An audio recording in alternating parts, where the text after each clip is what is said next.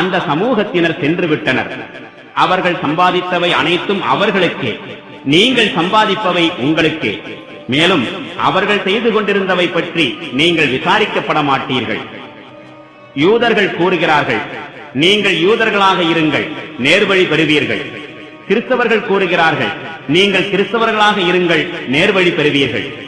அவர்களிடம் சொல்வீராக, இல்லை, நான் அனைத்திலிருந்தும் முகம் திருப்பி இப்ராஹீமின் வழிமுறையை ஏற்றுக்கொண்டுள்ளேன். மேலும் அவர் இணை வைப்பவர்களில் ஒருவராய் இருக்கவில்லை. முஸ்லிம்களே, நீங்கள் கூறுங்கள், அல்லாஹுவையும் எங்களுக்கு இறக்கி அருளப்பட்டதையும், மேலும் இப்ராஹீம், இஸ்மாயில், இஸ்ஹாக், யாக்கூப் ஆகியோருக்கும் யாக்கூபின் வழித்தோன்றர்களுக்கும் அருளப்பட்டதையும் மற்றும் மூசாவுக்கும் ஈசாவுக்கும் வழங்கப்பட்டதையும் மற்றும் நபிமார்கள் அனைவருக்கும் அவர்களின் இறைவனிடமிருந்து வழங்கப்பட்டவை அனைத்தையும் நாங்கள் நம்புகிறோம். நாங்கள் அவர்களில் யாருக்கிடையேயும் எந்த வேற்றுமையும் காட்டுவதில்லை. இன்னும் நாங்கள் அவனுக்கே முற்றிலும் கீழ்ப்படிந்த முஸ்லிம்களாக இருக்கின்றோம். மக்களில் அறிவியினர்கள், இவர்களுக்கு என்ன நேர்ந்து விட்டது? இவர்கள் எந்த கிபிலாவை முன்னோக்கி கொண்டிருந்தார்களோ அதிலிருந்து திடீரென இவர்களை திருப்பியது எது என நிச்சயம் கேட்பார்கள். நபியே, அவர்களிடம் சொல்வீராக, கிழக்கு மேற்கு அனைத்தும் அல்லாஹுவுக்கே உரியனவாகும். தான் நாடுகின்றவர்களை அவன் நேரான வழியில் செலுத்துகின்றான். மேலும் இவ்வாறே முஸ்லிம்களான உங்களை நாம் உம்மத்தன் வசத்தன், சமநிலையுடைய சமுதாயமாக ஆக்கினோம்.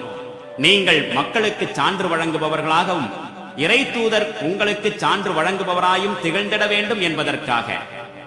இதற்கு முன்பு எந்த திசையை நோக்கி நீர் தொழுது வந்தீரோ அதனை கிபிலாவாக நாம் ஆக்கி வைத்திருந்ததெல்லாம் யார் இறை தூதரை பின்பற்றுகிறார்கள், யார் மாறி சென்று விடுகிறார்கள் என்பதை நாம் அறிவதற்காகத்தான். இந்த கிபிலா மாற்றம் மிக கடினமாகவே இருந்தது. ஆனால் அல்லாஹு காட்டிய நேர்வழியை பெற்றிருந்தவர்களுக்கு அது சிறிதும் கடினமாக இருக்கவில்லை.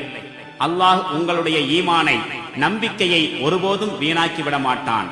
நிச்சயமாக அல்லாஹ் மனிதர்களிடத்தில் அளப்பரிய கருணையும் மிகுந்த பரிவும் உடையவன் என்பதை உறுதியாக அறிந்து கொள்ளுங்கள். நபியே, உம்முடைய முகம் அடிக்கடி வானத்தை நோக்குவதை நாம் பார்த்து கொண்டிருக்கிறோம். இதோ நீர் எந்த கிபிலாவை விரும்புகின்றீரோ அதன் பக்கமே நாம் உம்மை திருப்பி விடுகின்றோம். மஸ்ஜிதுல் ஹராம் எனும் காபா ஆலயம் பக்கமாக உம்முடைய முகத்தை திருப்புவீராக. இனி நீங்கள் எங்கிருப்பினும் தொழுகைக்காக அதன் பக்கமாகவே உங்கள் முகங்களை திருப்புவீர்களாக. வேதம் அருளப்பட்டவர்கள் கிபிலா மாற்றம் பற்றிய இக்கட்டளை உண்மையானதுதான், தம் இறைவனிடமிருந்து வந்ததுதான் என்பதை திண்ணமாக அறிவார்கள். ஆனால் இவ்வாறு உண்மையை அறிந்திருந்தும் இவர்கள் என்ன செய்து கொண்டிருக்கின்றார்கள் என்பது பற்றி அல்லாஹ் கவனமற்றவனாயில்லை. வேதம் அருளப்பட்டவர்களிடம் நீர் எந்த ஒரு சான்றினை கொண்டு வந்தாலும் உமது கிபிலாவை அவர்கள் பின்பற்றப் போவதில்லை, நீரும் அவர்களின் கிபிலாவை பின்பற்றப் போவதில்லை. மேலும் தமக்கிடையேயும் அவர்களில் சிலர் மற்றவர்களின் கிபிலாவை பின்பற்றுவோராயில்லை. எனவே உமக்கு மெய்யறிவு வந்த பின்னர் அவர்களின் விருப்பங்களை நீர் பின்பற்றுவீராயின் திண்ணமாக நீர் அக்கிரமக்காரர்களுள் ஒருவராய் கருதப்படுவீர். எவர்களுக்கு நாம் வேதம் அருளியிருக்கின்றோமோ அவர்கள் தங்களுடைய மைந்தர்களை இனம் கண்டு அறிந்து கொள்வதைப் போல் கிபிலாவாக்கப்பட்ட இந்த இடத்தையும் நன்கு அறிவார்கள். எனினும் அவர்களில் ஒரு பிரிவினர் நன்கு அறிந்திருந்தும் உண்மையை மறைக்கிறார்கள். உறுதியாக இது அதிபதியிடமிருந்து வந்த சத்தியமான கட்டளையாகும். எனவே இது பற்றி ஐயம் கொள்வோரில் நீரும் ஒருவராகிவிட வேண்டாம். மேலும் ஒவ்வொருவருக்கும் அவரவர் திரும்பக்கூடிய ஒரு திசை இருக்கிறது. எனவே நீங்கள் நன்மைகள் புரிவதில் முந்துங்கள். நீங்கள் எங்கிருந்தாலும் உங்கள் அனைவரையும் அல்லாஹ் ஒன்று திரட்டிக் கொண்டு வருவான். நிச்சயமாக அல்லாஹ் ஒவ்வொன்றின் மீதும் பேராற்றல் கொண்டவனாய் இருக்கின்றான். மேலும் நீர் எங்கிருந்து புறப்பட்டு சென்றாலும் தொழும் வேளையில் உம்முடைய முகத்தை மஸ்ஜிதுல் ஹராம் நோக்கி திருப்புவீராக. ஏனென்றால் இது உம்முடைய இறைவனிடமிருந்து வந்த முற்றிலும் உண்மையான கட்டளையாகும். அல்லாஹ் நீங்கள் செய்பவற்றை பற்றி கவனமற்றவனாக இல்லை. மேலும் நீர் எங்கிருந்து புறப்பட்டு சென்றாலும் உமது முகத்தை மஸ்ஜிதுல் ஹராம் பக்கமாக திருப்புவீராக. உங்களுக்கு எதிராக மக்களுக்கு எந்த ஆதாரமும் கிடைக்க கூடாது என்பதற்காக நீங்கள் எங்கிருந்தாலும் உங்கள் முகங்களை தொழுகையின் போது அதன் பக்கமாக திருப்புங்கள். ஆனால் அவர்களை சார்ந்த அக்கிரமக்காரர்கள் தர்க்கித்துக் கொண்டுதான் இருப்பார்கள். எனவே அவர்களுக்கு நீங்கள் அஞ்ச வேண்டாம், எனக்கே அஞ்சுவீர்களாக. இன்னும் இந்த கட்டளையை பேணி வாழ்வீர்களாக. எதற்காகவெனில் நான் என் அருட்கொடையை உங்கள் மீது முழுமையாக்க வேண்டும் என்பதற்காகவும், மேலும் நீங்கள் நேரிய பாதையை அடையக்கூடும் என்பதற்காகவும் தான். அது எத்தகைய அருட்கொடை என்றால், நம் வேத வசனங்களை உங்களுக்கு ஓதி உணர்த்துபவரும், உங்கள் வாழ்க்கை நடைமுறைகளை தூய்மைப்படுத்துபவரும், உங்களுக்கு வேதத்தையும் ஞானத்தையும் கற்பிப்பவரும், நீங்கள் அறியாதிருந்தவற்றை உங்களுக்கு கற்றுக் கொடுப்பவருமான ஒரு தூதரை உங்களிலிருந்தே உங்களிடம் அனுப்பி வைத்த போது நீங்கள் பெற்ற அருட்கொடையை போன்றதாகும் இந்த கொடை.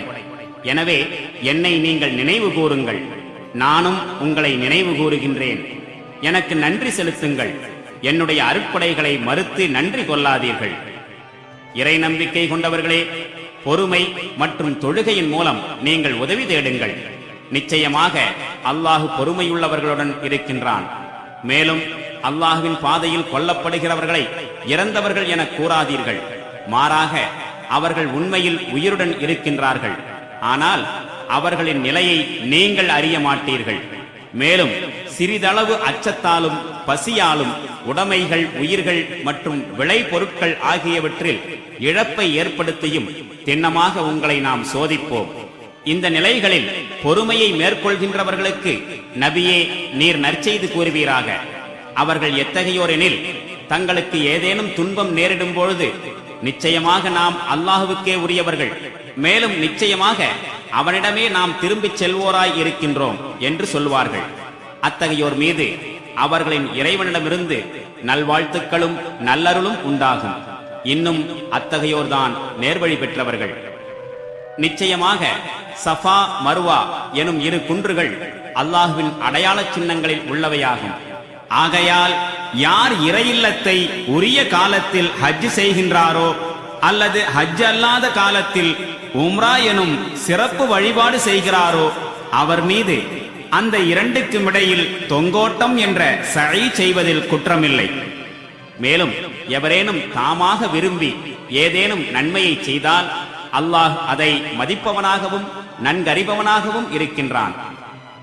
நாம் இறக்கியருளிய தெளிவான அறிவுரைகளையும் வழிகாட்டுதலையும் அவற்றை மக்கள் அனைவருக்காகவும் நம் வேதத்தில் எடுத்துரைத்த பின்னரும் எவர்கள் அவற்றை மறைக்கின்றார்களோ அவர்களை நிச்சயமாக அல்லாஹ் சபிக்கின்றான்.